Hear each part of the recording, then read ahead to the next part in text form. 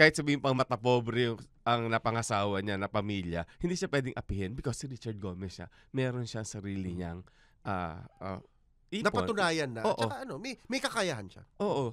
Nagawa niya, okay, so she married into wealth. Pero, it gave her the opportunity to make herself a woman of substance by going into parang charitable work. Kasi yung iba dito, sinasabi natin, pwedeng mayaman dun lang sa probinsya nila.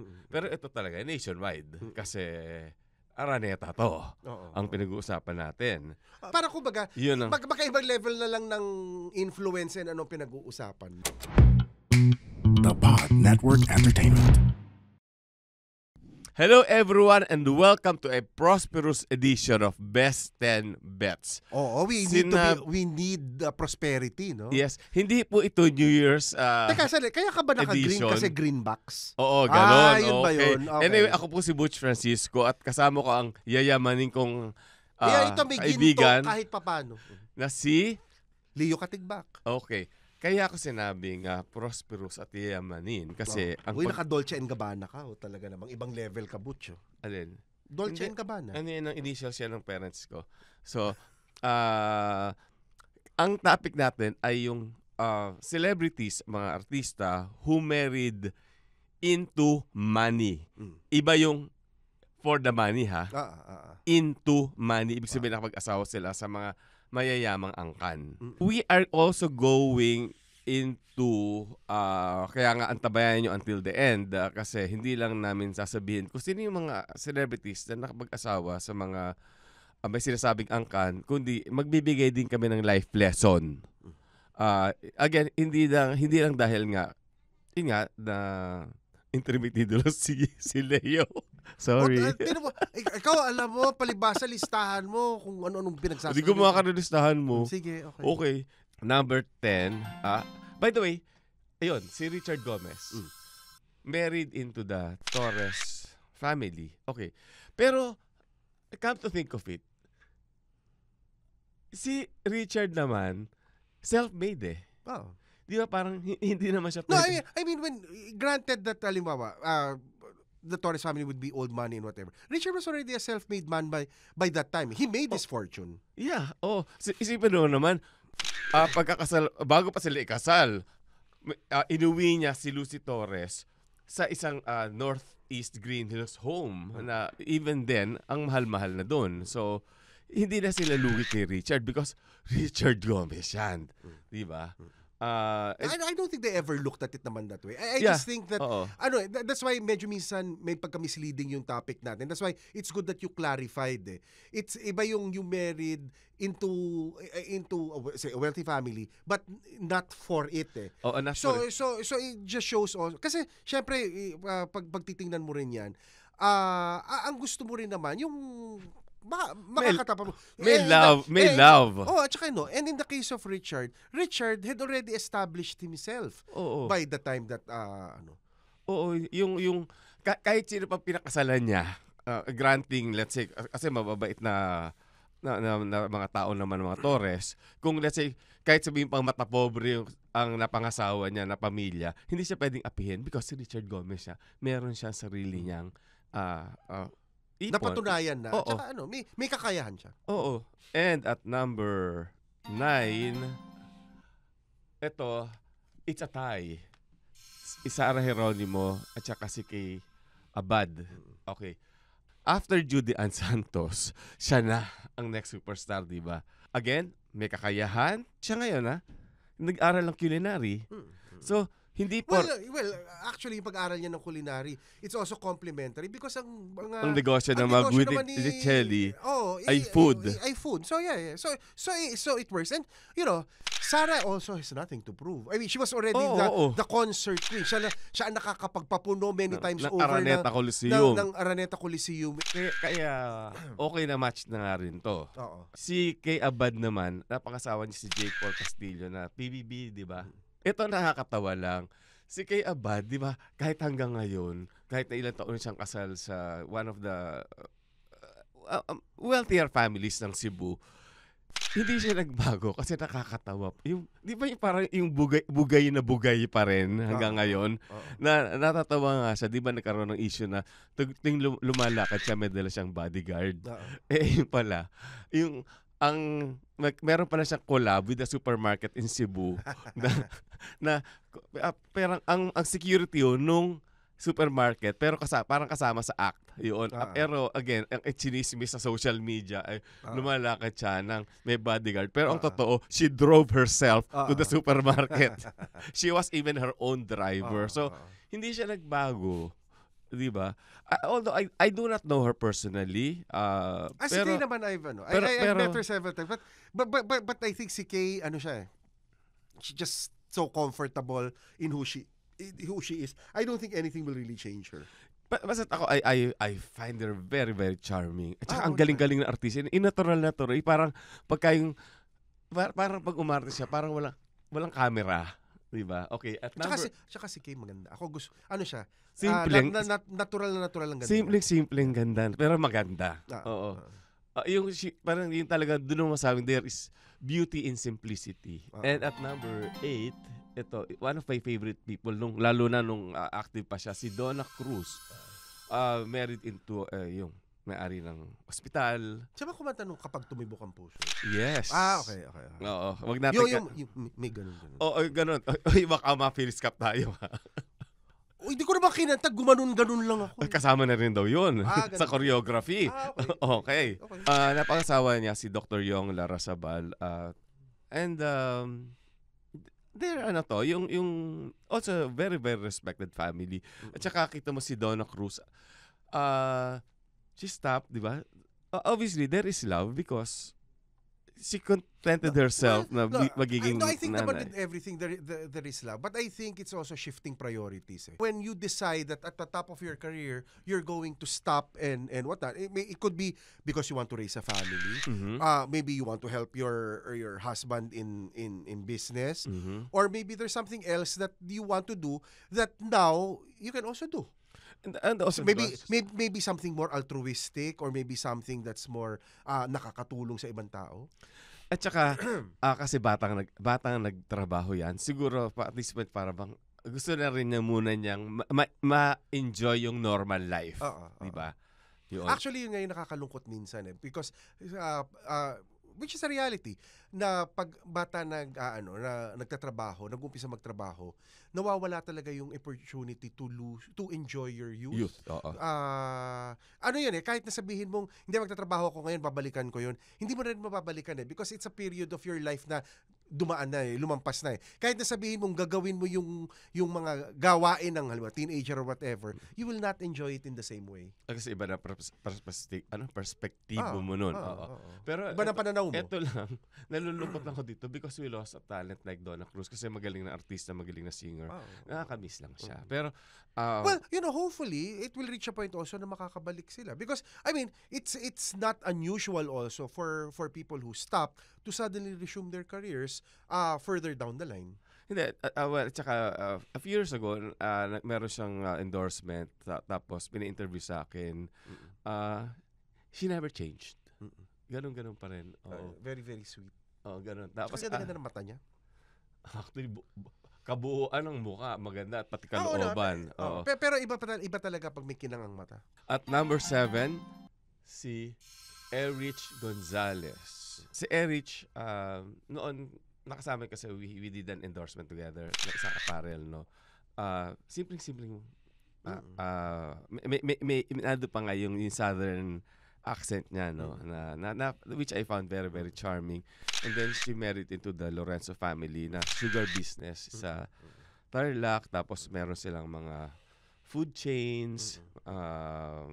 Kasi Erich, natatandaan ko, di ba, rin niya, kapartner niya si Enchong Di dati. Oo. Pagkatapos, pero gusto ko yung bagay yung chemistry nila, actually. Tsaka yung Suddenly It's Magic, yung ginawa niya sine kasama si Mario Mauer ng Thailand. And that was actually one of the first movies of Star Cinema that was shot digitally. Yeah, at hanggang ngayon, hindi ko pa rin ma-pronounce yung apelyido ng Mario. Mauer. Sa akin, Mauer. Okay. Huwag So, o ikaw talaga, binubutcher mo yung mga apelido ng mga tao. Hindi kasi hindi ko nga ma-pronounce. Mario Okay, sige. Yun. At number 6, si Asunta De Rossi, who married the congressman, Jules Ledesma ng Negros Occidental. Sa bagay, hindi naman siya completely nawala. In fact, di ba, nag-umpisa si Asunta, parang nag-best actress agad sa Orian tsaka sa Metro Manila Film Festival for Hubog. Tapos kaya na 21, nag-asawa siya. Ang isa sa mga huling sine ata niya, yung horror na dinirect ni Joey Reyes na kasama sina Drew Arellano, di ba? Ewan ko, pero yung parang parang Ouija board ba yun? Parang ganun. Pero pinakagusto ko sa kanya yung mga pinaypay. Ay, oo. Kasi dun, parang ang galing pala niyang comedian. Oo naman. Na namin yun, na-restore at saka na-enhance na namin yun. Pinaypay? Oo.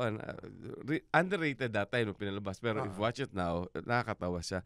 And no, actually siya she reminds, kasi di ba, usually yung mga comedians, hindi ganun ka, hindi ka tulad ni Arufa May or di ba, Asunta. Pero pag biglang sila yung because it puts a different spin to it. Because she can laugh at herself. Oh. Yun. Pero for you to be able to laugh at yourself, that means you're also very confident about yourself. Asunta naman was always very confident. Hindi. Pero ang malungkot ito, nung umpisa, hindi masyadong tanggap ng pamilya ni Asunta, si Jules. Pero hindi ko alam yung kwento. Pero ngayon, okay na sila. Lalo na may baby na. Oo. So si Alessandra talagang doting aunt, talagang baliw na baliw sa pamangkin niya talaga. Kasi it took long din bago talaga? Oo, bago sila nagkaroon anak. Hindi, tsaka di ba nagkaroon ng parang is it a kidnapping case? Parang nagkaroon na trouble yung dalawang, kasi di ba si Jules is balo. Tapos merong dalawang anak. Pero si Asunta, inari niyang tunay na anak, kaya talagang nung nangyari yung that incident. Kaya ako nagko-comment lang at saka kaya ikaw lang ang may listahan niyo kasi hindi ko alam yung mga kwento na iba diyan eh. Pero sayang no. Hopefully like when their kids are big enough and she can come, because she does have the knack for comedy. She has the gift for timing and Yeah. And lalo pa sa atin ngayon comedy ang nawawala. So it would be nice when you have the really funny people being able to do comedy. Ang hindi ko lang makalimutan dyan okay, after Hubog, the Metro Film Fest, nakita kami si Eastwood, pagkasama si Asunta at saka si Alessandra. I wrote a nice review doon sa kanila, magkapatid. So, lumapit sa akin, "Oy, thank you very much." Tapos sabi, si Alessandra mas bata pa. "Hoy, magpasalamat ka." Parang doon pa lang, parang tinuturuan na niya kung anong tama yung kapatid niya na mas bata no. Although they didn't have to thank me because they deserve talaga yung the positive review that I gave them. At saka kaya dati nung ganda-ganda ako kay Asunta. Actually silang dalawa talaga magkapatid. Actually sila magkapatid. Okay. And at number 5, si Nanette Medved. Yan, Mary Christopher Po, yung Century. Itong maganda dito kay Nanette, nagawa niya, okay, so she married into wealth, pero it gave her the opportunity to make herself a woman of substance by going into parang charitable work. So nagkaroon siya ng mga foundation, yung mga endeavors, yung mga Generation Hope, yung Hope in a Battle, para makatulong sa bayan. Okay, tapos and then tumutulong din yung foundation niya, tumutulong din para makapagtayo ng mga classrooms sa mga public schools. So pero alam mo, ang isa rin maganda, I guess like, because si Nanette naman, hindi naman konti ang nagawa niyang pelikula eh. winner yan. No, but what I'm saying is, she's actually had a good career also. So sometimes when they do get married and they change career path, parang kumbaga, hindi ka rin masyadong, syempre manghihinayang ka kasi hindi na sila gagawa pa. Pero hindi ka manghihinayang na parang naudlot kasi nakapagdar na siya, nakapag-pelikula siya with FPJ, may mga nagawa siyang drama. Nakapaghiram na mukha. Oo. So kumbaga, marami rin siya nagawa. So it's just one of the bouquet of things that she was able to do and accomplish very, very well also. Hindi kasi it also helps talaga. She's a very intelligent woman. Hindi mo naman matatawaran. Parang kumbaga, kung maganda ka at hindi ka matalino, malaking problema mo. Pero kung halimbawa, maganda ka na at matalino ka na, malayo talagang maaabot mo. Ayun. At mas marami ka talagang magagawa sa buhay. Ayun. Kaya nga siya hindi siya kumbaga nakapag-asawa ng mayaman. Hindi siya para nagpaka-idle rich lang na nagpaka-donya. Talagang she used that as a venue para makagawa pa ng kabutihan para sa sambayanan. But I think that's also the difference when you say that somebody marries into a well-off family as opposed to somebody who marries for money. Because yung sa kanila, it becomes a platform for something else. Hindi yung, kasi, I mean, we always hear stories na nag-asawa ng kasi gusto nila marangyan ang buhay nila. Pero I think, especially the women on the list, their new status in life allows them to do way more pa because of the opportunities, the doors, the gates it opens. Kasi hindi, halimbawa kung sino na-fed nila siya, hindi nakapag-asawa ng, yung the century business nga. Kailangan, kayod siya ng kayod para gumanap pelikula. So she won't have the time to do the more altruistic stuff. Yeah, oo. Ngayon, nabigyan siya ng opportunity na pwede na siyang, she has the luxury of time na. So yung time na yun, imbis spending it in the parlor or kung saan man mampasarap sa buhay, nakapag-attend siya sa kanyang foundation. Yun. She has more time to think about things and to plan things. And to, at ganun din, si number 4 ko. Si Don Zulueta. Kasi marami rin, ito personally, meron akong, si Merit Anton Lagdameo, the congressman, na ngayon ay special assistant to the president. Meron ako ito, personal experience na kaibigan ko na lumapit na nalagay lang sa Inquirer, pinahanap niya. Tapos may cancer yung bata. Na ngayon law student na ha. At hindi lang basta tulong na dole out. May follow through. So which means ganun siya ka-sincere. Tsaka si Don, iyan yung tipong kahit nung dalaga pa talaga, yung ang gaang-gaang na umabot na sa puntong when she married Anton Lagdameo, matagal din bago sila nagkaroon ng anak. And finally nagdalang tao siya doon sa una niya na boy. Nagpictorial kami niyan and she was really big as anything. So talagang yung sa studio ni June De Leon, ang lalakaran niya yung velvet. So sabi ko, hawakan yung maigi. So kahit ako inaakay ko na siya kasi mahirap na, almost kabuanan na niya noon Baka mamaya biglang madulas pa to. Oo, kaya nga 'di ba? Tapos noon sabi niya noon, ang ipapanganak yung ang due date niya was December 9, which was my birthday, December 9. So tuwa-tuwa ako, sabi ko, talaga, December 9 ka manganak, o ginawa niyang November. Ewan ko, Don ha? Sana hindi mo sinadya yun ha? Talaga, tapos yung anak niya si Jacobo, pero like parang si Ryan Christian, anak ni Vilma, isa siya sa mga ipinagdasal ko na maging successful yung kanyang pregnancy, na mailuwal niya. Maselan magbuntis si Don? Kasi matagal na bago siya nagkaroon ng anak. Pero nung after that naman, nung pinanganak na yung second niya, yung girl, mabilis na. So, pero di ba usually yun naman ang sinasabi nila? Na lalo na kung halimbawa the first one is but after that, mas parang mas primed na para mas madali na magbuntis. Yun, pero ako talaga yung the elder child niya talaga.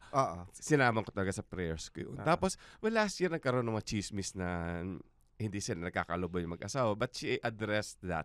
I think both of them addressed it na hindi raw totoo. So ako dahil somebody as good as Don Zulueta, I just wish her well. I've never met Anton Lagdameo, but I think I've met him once in one of the ABS-CBN socials. Yeah, and happy. I'm just happy for Don, and sana nga mas marami pa siyang matulungan, kagaya nung ginawa nga niya dun sa kaibigan ko na abogado na ngayon. Number 3 ko, medyo malungkot. Ito si Maggie Wilson kasi alam naman natin nangyari. So, let us not, kung Sunhi, alam naman natin kung ilang building yung nakakalat all over Metro Manila, I think even all over the country. So, you can just imagine the kind of wealth she married into. Kaya lang, let's not, again, delve into it because ongoing. At masakit sa kanya. So, let's not rub the salt anymore dun sa kanyang... Certainly I cannot comment because I don't know what's going on. Medyo kinda bloody. Okay. So, but sana maayos nila. And they find each other's, yung talaga, kung sino ang nararapat para sa kanila. Yun lang naman. At number 2 ko, Margie Moran. Okay. Okay. Ito, si Margie, nung kinasal to, hindi dumating ang mga Florendo. Ang chismis that time, chismis, hindi pa uso yung word na marites that time, kasi ang gusto raw, kasi yung the Florendos and the Marcoses were very, very close. Yes. So, parang ang gusto raw ng mga Marcos, again, chismis ito, nirereto si Senator Amy. Okay. Kay Tony Boy Florendo, who was very, very good looking. Talagang bagay na bagay talaga na makapagpaasawa siya ng isang maganda. Pero nung tapos ang pinaka-telling dito na may boycott that time was kinasal sila sa Villa San Miguel. Walang Florendo pero nagpadala ng isang damakmak na mga orchids with yellow throats. Alam mo yung mga orchid na kulay dilaw yung mga lalamunan. Yun, puro ganon. Tapos eventually, in-interview ko siya, tinanong ko sa kanya, totoo ba yung dahil nga ayaw sa'yo nung dahil nga they would rather na si Amy ang napangasawa sana. Sabi niya, no, ang totoo nun, the in-laws thought they were still very young that time. In fact, si Margie, after the marriage, kasi nag-Miss Universe siya, estudyante siya, hindi niya natapos yung schooling niya that time. So, tinapos niya nung kinasal na siya. At naging cum laude pa. So, tapos alam ko nakapag-graduate studies pa to Tapos, hindi naman siya yung tipong nahiga na lang sa nahiga na lang sa Pearl Farm at nagpakasarap sa buhay. Nagtrabaho siya, nagtayo siya ng travel agency sa Makati. As a matter of fact, na-hold up yung opisina niya, yung travel agency niya, na-hold up. Ito talaga yung, di ba pagka nasa Miss Universe ka, dapat you need to learn to think on the spot. Lalo na sa Q&A portion. Talagang siya ginamit niya pagka Miss Universe niya that time. Nakita niya meron siyang office, kasi dahil siya yung may-ari, siya yung boss, she had her own office. Napansin niya, there was something going on outside dun sa opisina. So, nakita niya nag-hold up. Mabuti na lang, may pintuan dun sa opisina niya, palabas. So, nakatakbo siya at nakatawag ng police. So, natwart yung But that's an interest. Actually, parang, that's the kind of scene that you could include in the movie. That would be an interesting way of... Oo, di ba? Pero isipin, parang talagang siya talaga, di ba? Very alert siya talaga. Correct. Nakuha pa niyang makatakas. Pagkatapos, and then, ano yan? Presence of mind. Presence of mind, oo. At tapos, yung hindi pa siya doon nagtapos, siyempre, she parang engage herself sa sa Mindanao, di ba? So, and then balikan ko rin lang kasi ang mga Florendo, hindi na sila lulugi kay Margie kasi unang-una, Miss Universe, descendant ng Philippine President na Manuel Rojas. At para apo ng Chief Justice. Tapos... No, pero di ba, as you said, the feeling naman was they were too young. Generally naman, feeling ko pag ganyan, it's really more a question na, teka sandali, parang you have a whole world ahead of you guys. Hindi ba kayo nagmamadali sa pag-aasawa? Especially since siya tatapusin pa niya studies niya. Correct. So, yun. Tapos, after that, di ba she immersed herself in Mindanao. Yes, I remember. Yun, di ba? At correct. Maganda yung because naano niya yung yung Mindanaoan culture. Correct. Diba? Na-highlight niya And then, after that, di ba, nag-Bali Philippines siya, tapos naging ngayon, Board of Trustees siya ng Cultural Center of the Philippines. She was never idle. So, yun ang parang, hindi mo pwedeng isumbat na she married into the Florendos only para lang makapag-relax lang kasi nga para I think it's actually more admirable that when you kasi yan minsan yung mahirap sa mga ganyan topics tapos dun sa title kasi some people already have an immediate bias but when you think about it, they married say into a family, into a name, but the way that they are able to do more with it is the one that's really impressive Kasi kumbaga, hindi naman yung tumigil kung sino sila, napalago pa nila, and in fact sometimes nakatulong sila doon sa pamilya para tumaas rin yung antas. Yeah, she has a very, very high. Kasi like for example, like yung si Margie nakatulong sa Florendo. No, tsaka hindi. Lalo na for example, and you know it's sad because Filipinos do not look at history too much But for example, if you were to listen to the name, for example, right now, most young people will also not know the family anymore that she married into. But they would know what Margie does, what she does for the CCP, what she does for the arts and whatever. Siya yung nagdadala. Oo. Tapos, well, sad nga lang, naghiwalay sila.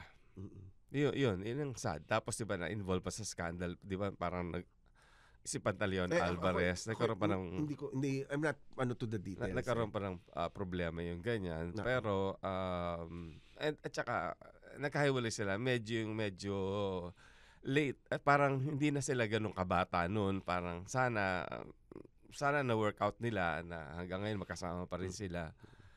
Because nung yung makikita mo yung mga wedding pictures sila nung mga 1976, they really look so in love with each other. And at my number 1 ko, ito friend mo to. Friend natin, si Corina Sanchez.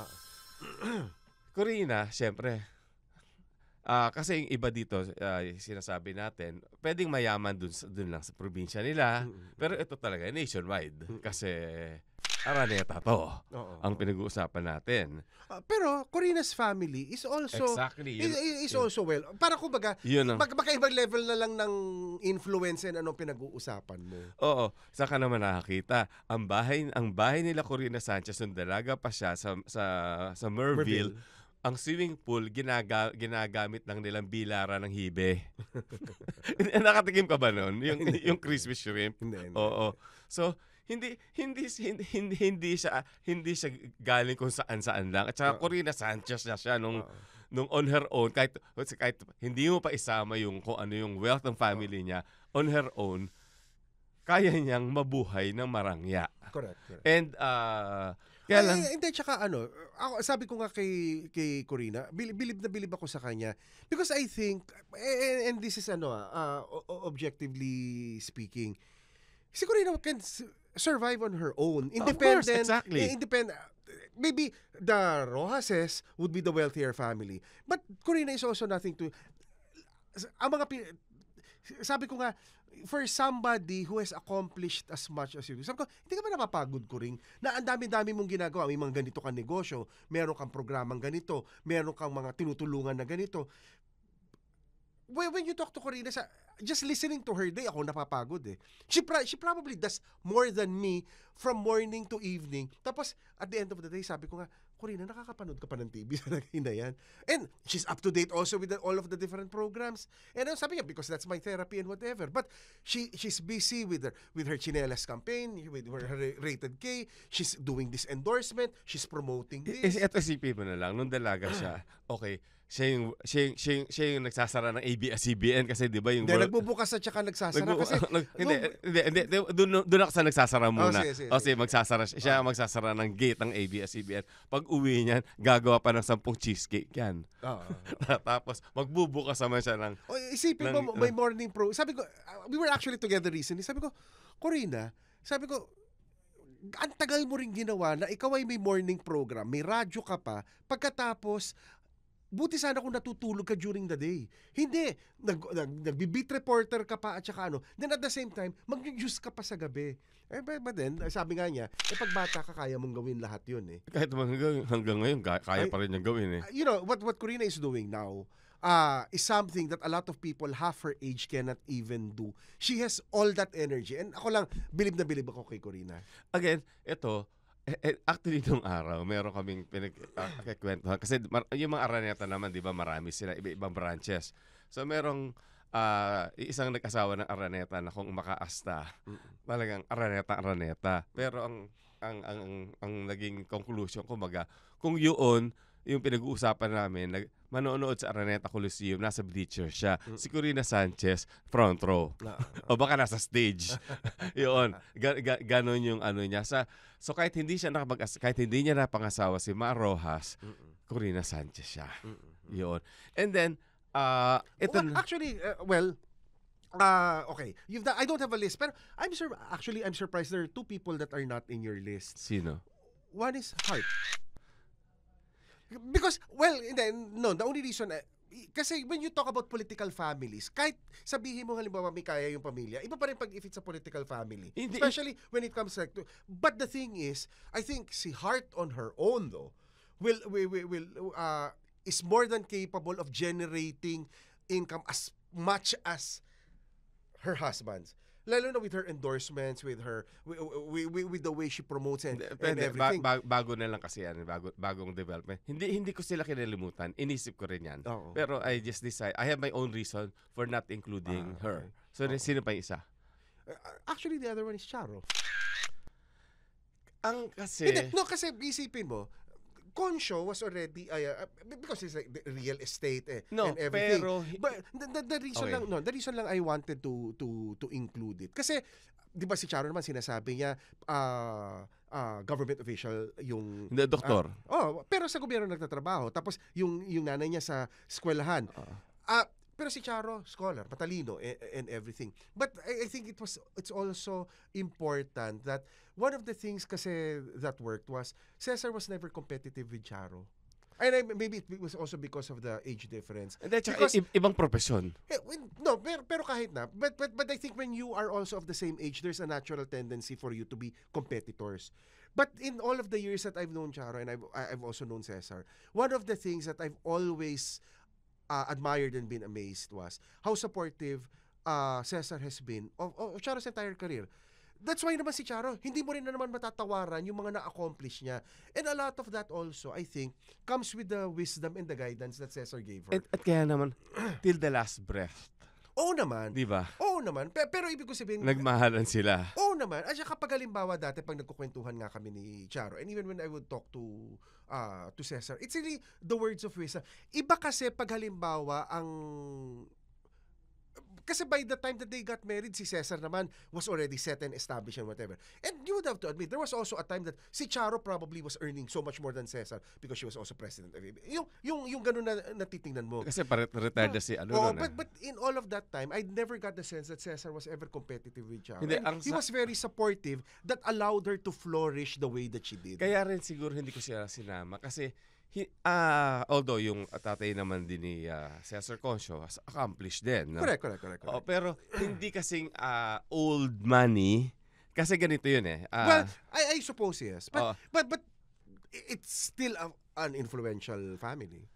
Pero we're talking of the Mayos, the Florendos, the Araneta, and Rojases, and the Ledesmas. I guess the common thing is you are talking about Old-Rich also. Yun. Kasi alam nyo, sa mundong ito, masakit mang isipin, hindi porket may pera ka ay rerespetuhin ka. Because meron talaga yung tinatawag na revered old money and the despised novorish. So, maraming layers, maraming antas ang pagiging may pera. Buti na lang ako, wala akong pera. So, hindi issue. So, ang makatigbak, may pera. Parang ako, I will dispute na lagi mo sinasabing wala kang pera. Pero, well, hindi ako wala akong taniman ng sintura sa gaya ng mga katigbak. So, baka ibang katigbak, hindi kami. Anyway, so ito yung sinasabi ko na i-life lesson na pwede naming i-share. Alam nyo, ang kagandahan lang dito, sa listahan ko, yung top 10 na yan, apparently, nung kinasal yung mga yan, may love talaga. Because wala naman kahit isa dyan na nag-asawa na mukhang takong. Di ba? Kasi di ba yung iba naman talaga, pagtsatsagaan mo talaga yung para lang makaahon ka sa buhay. Kahit mukhang swelas, pakakasalan mo na, ito naman may mga itsura naman yung mga napangasawa nila. So, ibig sabihin, at least may physical attraction which would eventually translate naman to love. Well, diba? The other thing also, I think, lalo na kung halimbawa ang pinanggagaling mo celebrity or ano, marami namang tao na marami ring opinion na parang even if, for example, the marriage was born out of love and everything, may mga maninira at magchichismis Oo pa rin. naman, meron. Na marami pa rin mapapakinig. Parang feeling ko, can't you just be happy? Can't you just be happy for them? Kasi ito mga nasa listahan natin, these are very accomplished people. Correct. Na kahit hindi sila nag-asawa na mayaman, yayaman pa rin sila. Kaya lang, hindi, ito naman sa buhay na to, ang totoo, hindi naman tayo para pinanganak sa mundo para maging magiting. Although sana nga lahat tayo ang ating ambisyon sa buhay ay maging magiting. But even our parents would discourage us from being magiting because maaga ka madeded. Di ba? Pagkain ganon. Actually, no, there's another name that I would have added. Sylvia Sanchez. I have my own opinion. Okay. Which I would rather not discuss here. Okay. So, kasi ako naman, I know them. Well, okay. But it's something that I would have also added into the list and seeing how they are and how the family is and everything. Plus the fact na yung sa akin, si Sylvia, to me, is like also like Corina.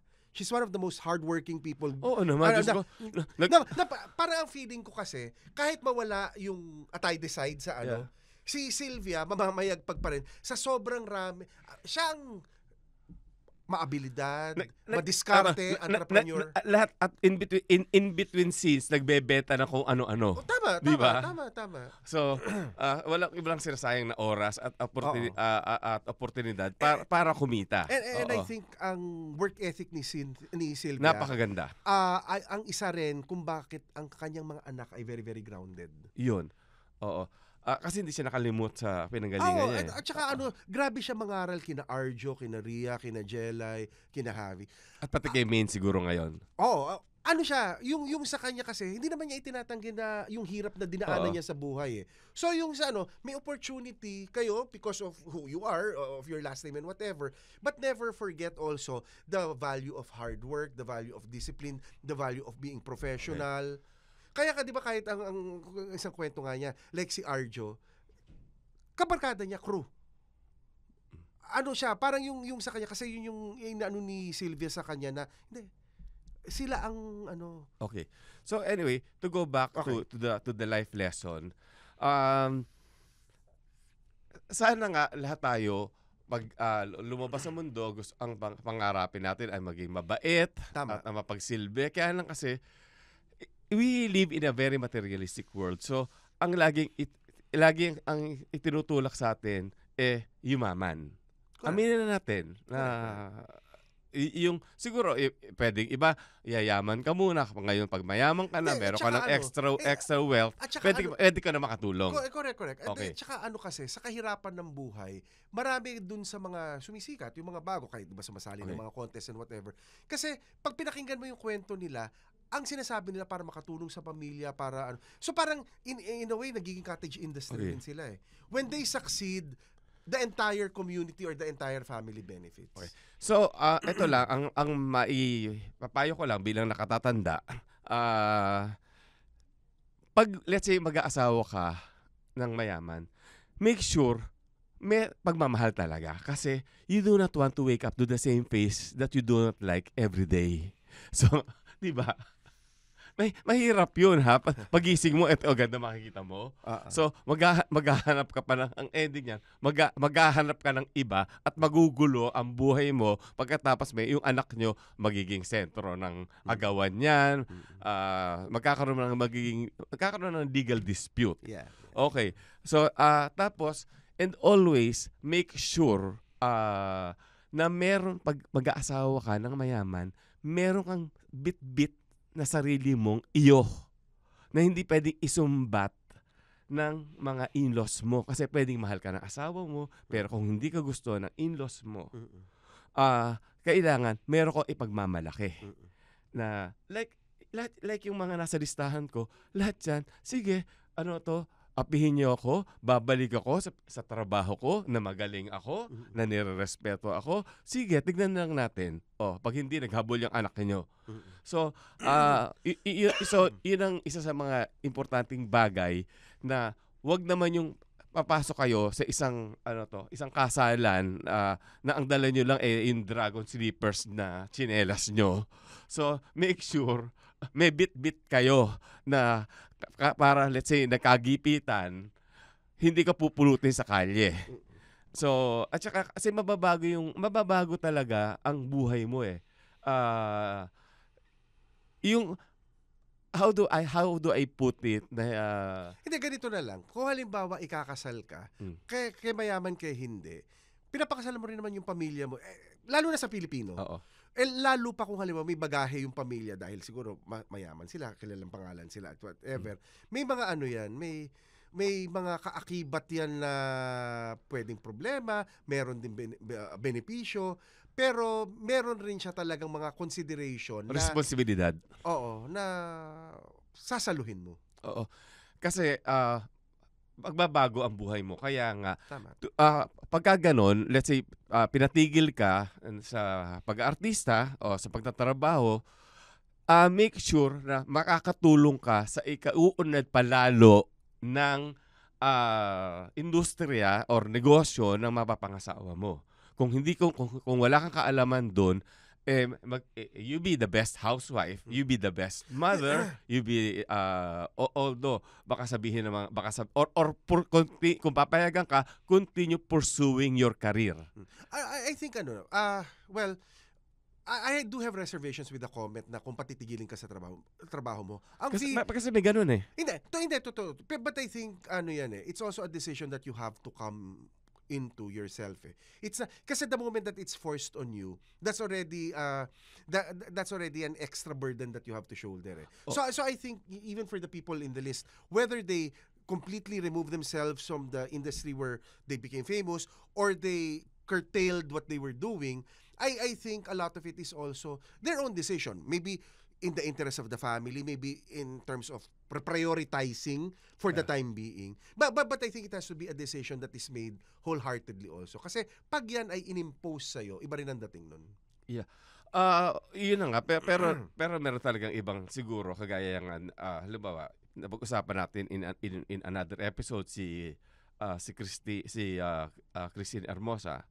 Pero feeling ko, desisyon naman ni Christine yun. Hindi, kaya nga kasi nga, gusto niya talagang homemaker siya at yun, may ganon. So, mali mo, itong sa mga ito, may ganon din silang parang, ito yung, sige, parang, kasi nakakapagod din naman talaga mag-artista.